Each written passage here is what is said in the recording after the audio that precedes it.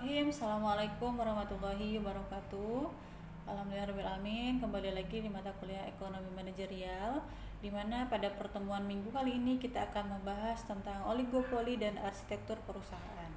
Oke, sebelum kita membahas materinya, mari sama-sama kita membaca doa terlebih dahulu menurut agama dan kepercayaan masing-masing. Berdoa mulai.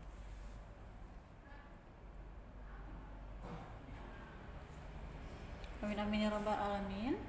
Baik, yang pertama di sini adalah ciri-ciri pasar persaingan oligopoli. Nah, ini sedikit berbanding terbalik dengan ciri-ciri pasar persaingan sempurna yang sudah kita bahas pada minggu sebelumnya ya. Ini yang pertama, ciri-cirinya terdapat sedikit penjual. Yang kedua, tidak terjadi persaingan harga. Yang ketiga, terdapat hambatan untuk masuk ke pasar. Yang keempat, jika terdapat dua penjual disebut duopoli.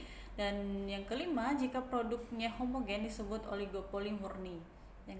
Yang terakhir, jika produknya terdiferensiasi disebut oligopoli terdiferensiasi.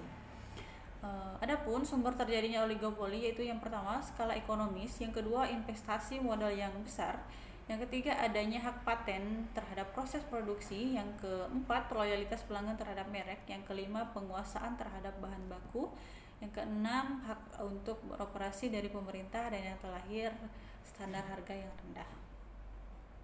Selanjutnya itu adalah ukuran oligopoli. Nah, ada yang pertama rasio konsentrasi. Rasio ini mengukur persentase penjualan 4, 8 atau 12 perusahaan besar dalam industri. Terus ada indeks Herfindahl. Ya. Indeks ini dihitung dengan menjumlahkan nilai kuadrat pangsa pasar semua perusahaan dalam pasar. Dan yang ketiga, teori pangsa pasar yang diperebutkan. Sebuah industri tetap beroperasi seperti pasar persaingan sempurna jika untuk masuk dan keluar dari pasar benar-benar bebas ya. Terus model oligopoli yang pertama itu ada model Carnot. Model Carnot menganggap bahwa hanya ada dua perusahaan duopoli di pasar. Para konsumen berdatangan dengan fasilitas sendiri sehingga biaya marginal produksinya adalah nol. Model oligopoli model kurva. Nah, permintaan terpatah atau Kaincat demand curve model dikemukakan oleh Paul Sweezy 1939. Jika seorang oligopoli menaikkan harganya, perusahaan lain tidak akan mengikuti. Jadi kurva demand menjadi elastis. Jika seorang oligopoli menurunkan harganya, perusahaan lain akan langsung mengikuti sehingga kurva demand menjadi tidak elastis. Akibatnya kurva demand memiliki patahan. Nah, seperti ini dia kurva yang memiliki patahan atau Kaincat demand curve model. Kesepakatan kartel ya. Dalam model kurva permintaan terpatah, para oligopolis tidak berkolusi untuk membatasi atau menghilangkan persaingan agar dapat meningkatkan labanya.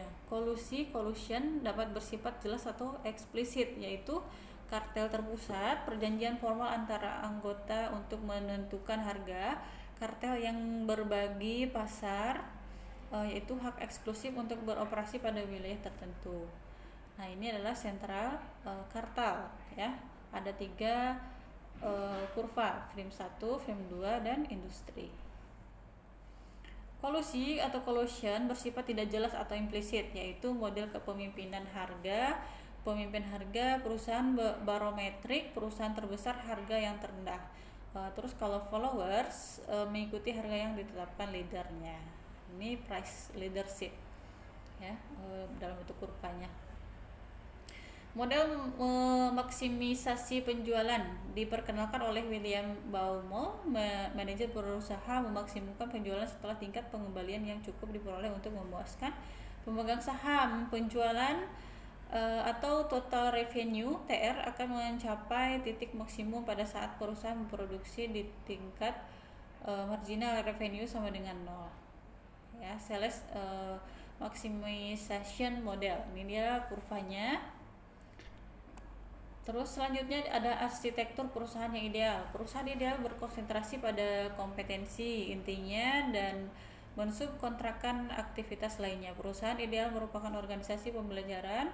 Perusahaan ideal akan mengoperasikan pabrik secara efisien. Perusahaan ideal mengkombinasikan antara fisik dan maya. Perusahaan ideal adalah perusahaan yang cepat bereaksi. Oke, untuk pertemuan kali ini cukup sampai di sini ya, materinya sudah habis.